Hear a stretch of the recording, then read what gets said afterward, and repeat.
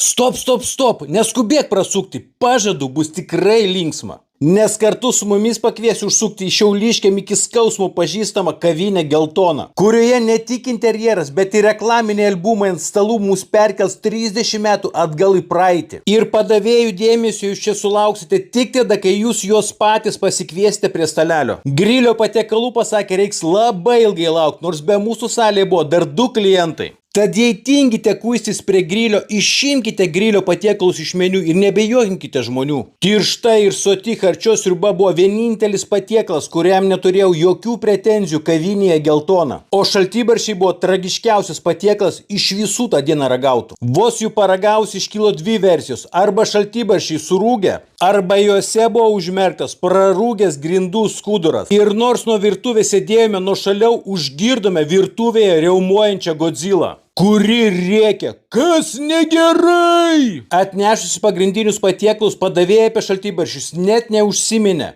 Ne tik, kad neatsiprašė, bet mes už šaltibarščius dar ir sumokėjom pilną kainą. Vištienos filė kepsnys buvo baisiai riebus, bet nenorėdamas išgirsti, kaip virtuvė vėl kažkas riaumoja, padavėjai nieko nebesakiau. O ant aštraus kiaulienos kepsnio turbūt dėl sotumo buvo supjaustytos kokios 2 svogūno galvos. Tad kavinė Geltona su kritika atsargiai, kas žino, mūsų aprėkė, o kažką gali ir prikulti.